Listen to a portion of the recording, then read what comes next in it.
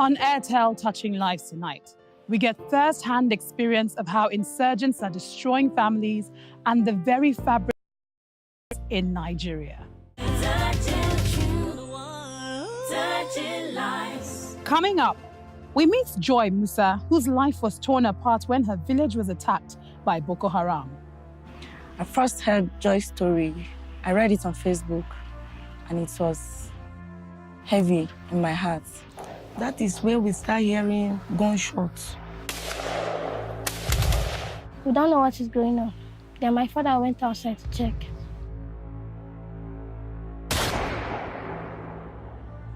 I don't have the words to describe it.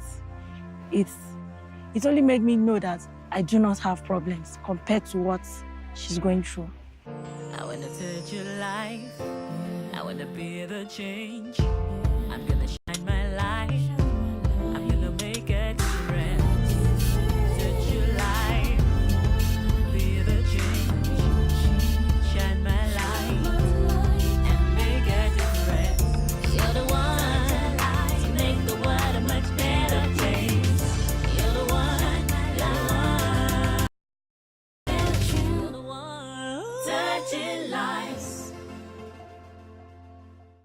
Joy was sleeping peacefully, woken by an explosion that shook her to the core. Touching lives.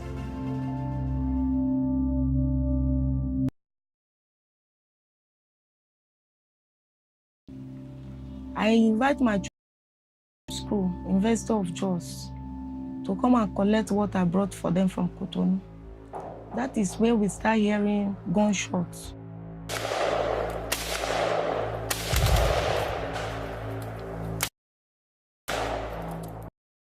Going on. My father went outside to check.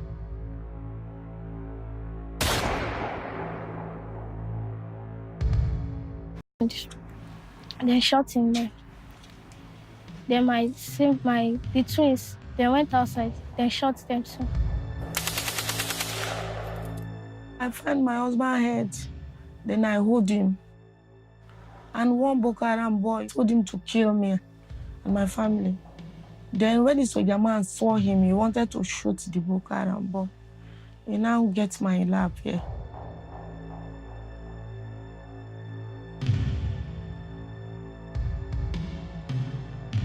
But when I found my husband dead, even upon I was shot in my leg, I couldn't believe that it's reality. I called myself, I said, Joy. I tapped myself, I said, yes, now, I'm not dreaming. I'm back from Cotonou now. Yes, this is reality. He finally shot the Boko Haram boy. Then they now took us to Vom Hospital. They took her to the hospital.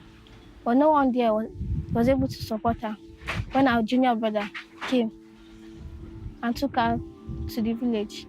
And they started using native medicine. The leg. And my junior brother think that they should take her to Lagos so that then we came to Lagos there. They took her to Bobi. They said they will cut her leg. Go to India. And there was a man that she went for the operation. He took her to Jos. We went for the operation. They said that she's going to come back. Operation to remove the bone cement there. Then put in her leg. She came back. Then removed the bone cement. Then they said she needs to go for the third operation. So that she may go for the operation. I first heard Joy's story. I read it on Facebook, and it was heavy in my heart. I'm a woman with 3 kids, and I feel very protective over my children. But when I read that she had 6 kids and lost 4, and lost her husband, and all the pain she's gone through with gunshots, you know, I can't fathom that a woman like me could go through this much to be standing. But when I saw Airtel Touching Lives, and they gave opportunity to nominate people. Joy Musa was topmost on my mind, and I nominated her. I had not met Joy before I nominated her, but after the nominations, I tried to locate her. I searched for everybody that has published her story, and then I was able to trace her. Where I am here, a woman that I don't know accommodate me here. She has been helping me travel out. Has getted to abroad, and the house rent has finished since December. This month end, if I don't get accommodation, they will pack us out. I don't know what will happen to my daughter, that I don't have men to abuse her. I need accommodation urgently now.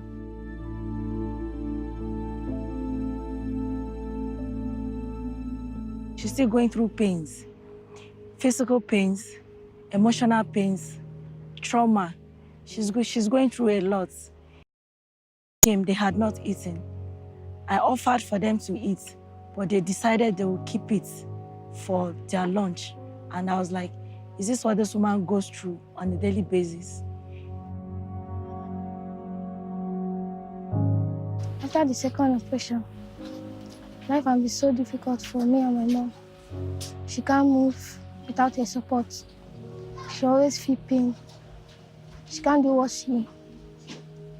is her mind tell her to do, because she can't do something on her own. Me and my brother always help her clean her legs, support her to move. It's very difficult for her to do things by herself. It has to be me and my brother that will help her. My mother needed surgery for her leg to go for her third surgery so that she can be well again. As I am now, my leg is smelling. If I open it, it's smelling. I can't do anything on my own. I can't get up on my own. My children are helping me. They can't even free. They can't because of my situation. They will go to school today. Tomorrow they will stop because nobody will take care of me. If she does not go for her third operation, she'll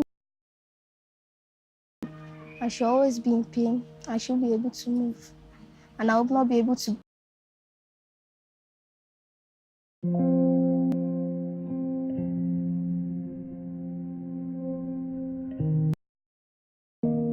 Life has been hard for me.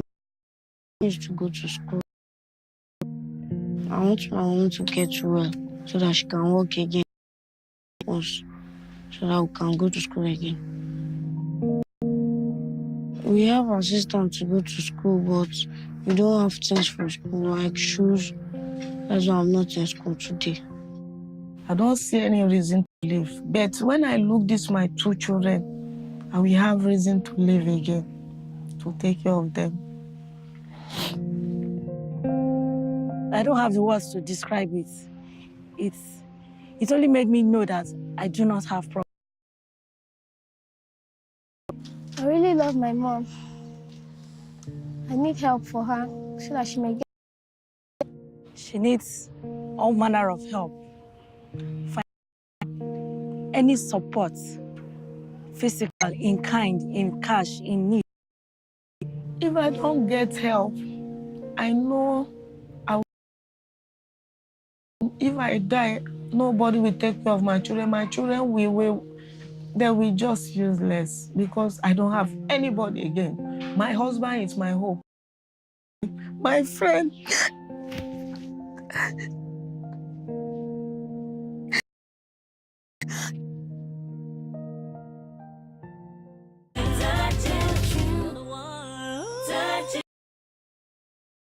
Story, but one that is still very relevant today. Join the conversation on social media and please interact with tonight's program. You'll find us on Facebook, Twitter, and Instagram. Coming up after the break, I meet Joy Musa and we find out how Airtel will touch her life.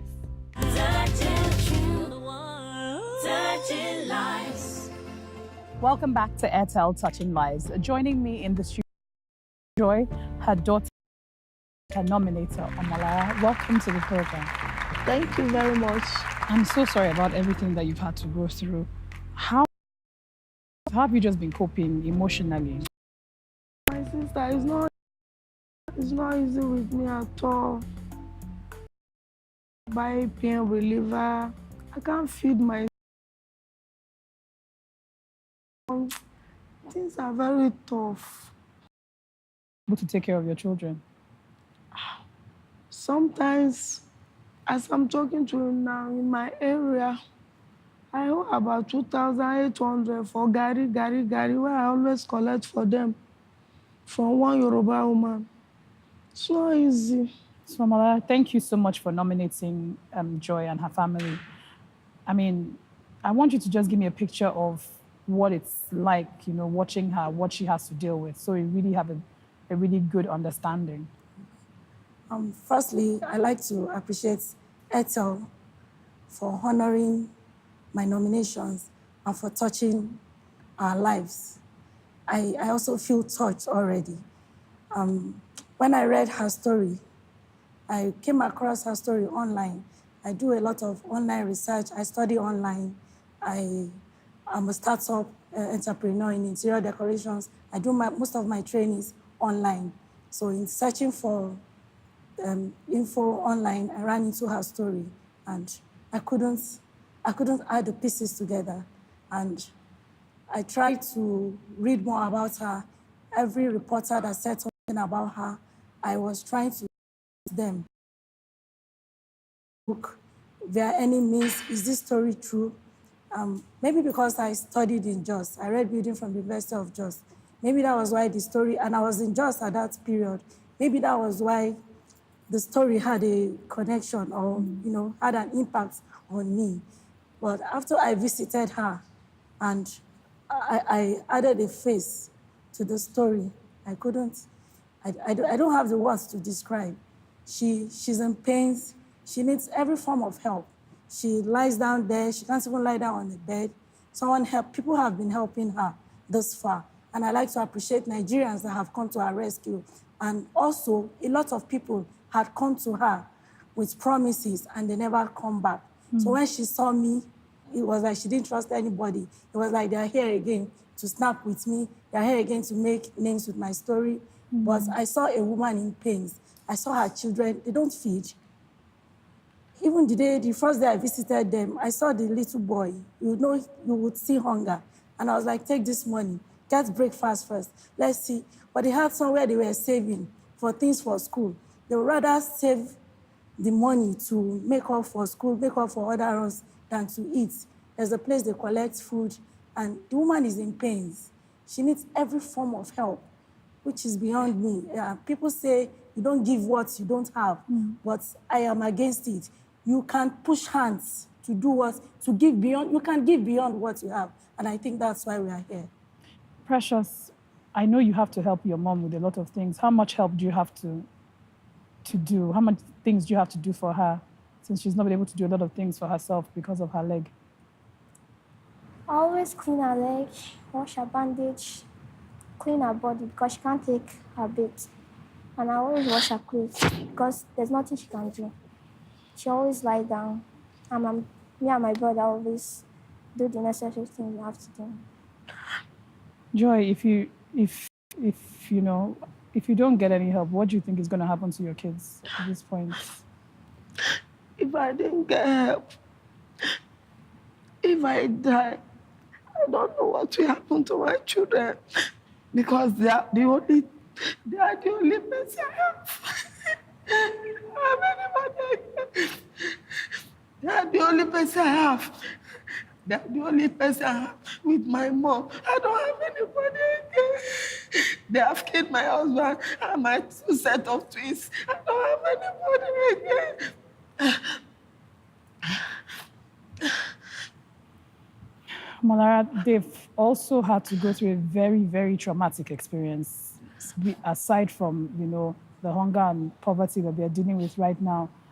And I think, what has been the psychological effect looking at both her kids and her? I have not had peace since I met her. You know, it's different. I've read stories. You watch TV, you see people that need help. But in her own case, it was a different impact on me. I really wish and hope herself and her children can find help. That's my prayer, that's my wish. Her children rally around her.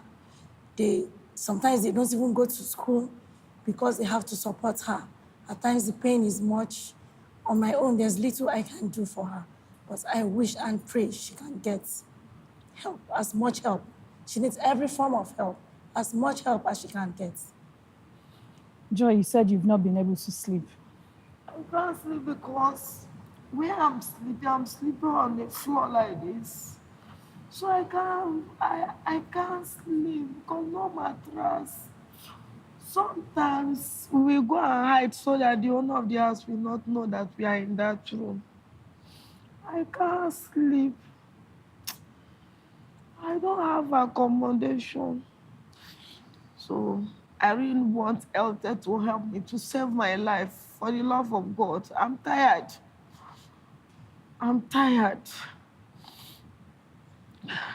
Many journalists has come to my place, many newspaper, radio station.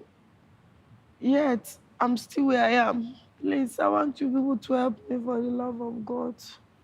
Malara, why do you think it's taking this long for her to get any help? I feel like she's been living off just goodwill of strangers so far. Why do you think it's taking this long? I'm as surprised too. Because when I heard from her, the caliber of names she mentions, people who have visited her, who has heard her story. These are stories, these are names I see on the pages of newspapers. These are names I watch on TV. And she calls names, people that have called her, and yes, maybe they're still coming to her rescue. I'm not writing off anybody, but I don't know why it's taking this long. When she just crossed my mind when I had the opportunity with Airtel. This is not the first time I would nominate her.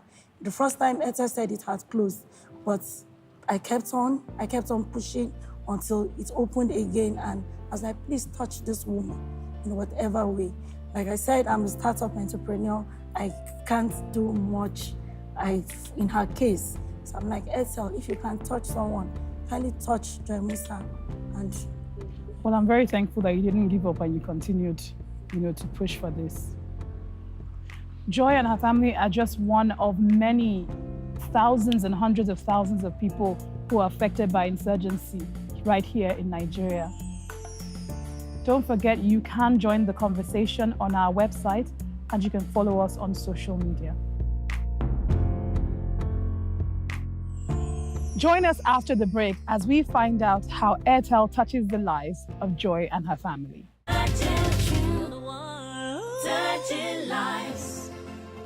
Welcome back to Airtel Touching Lives. We still have Joy, her daughter Precious, and her nominator Malara here in the studio with us.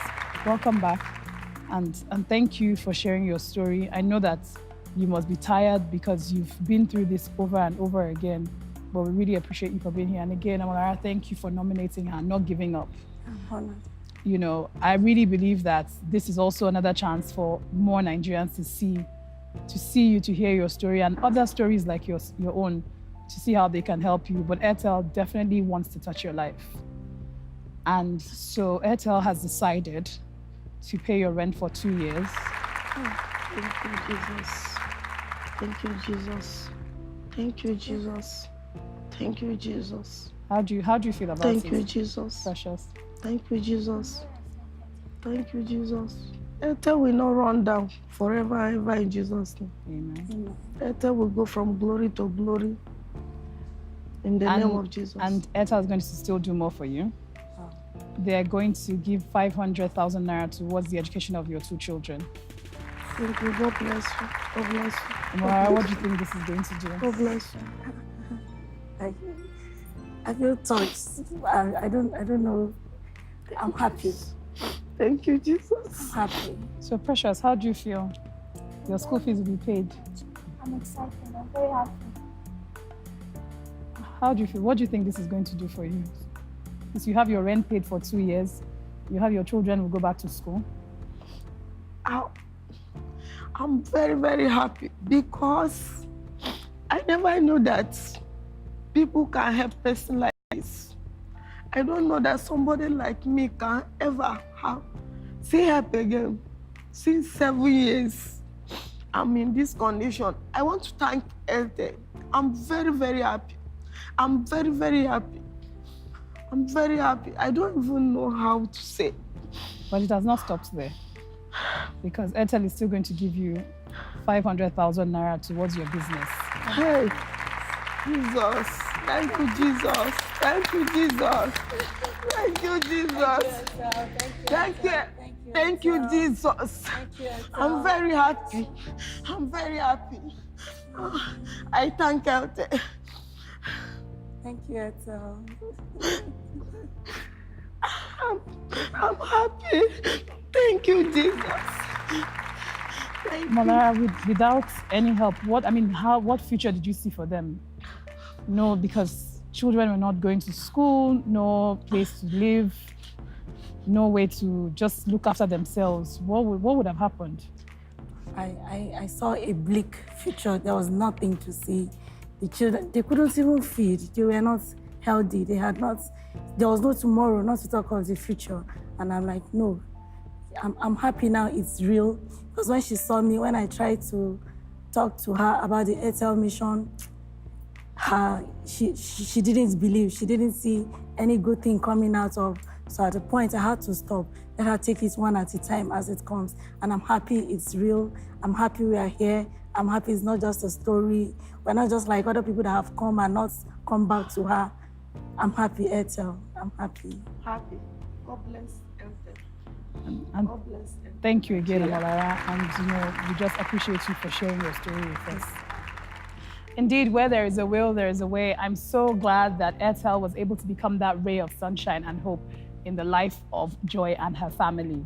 I also want to use this opportunity to thank every single person who's been of help to her over the past couple of years, and still plead to others to always look out for those around them.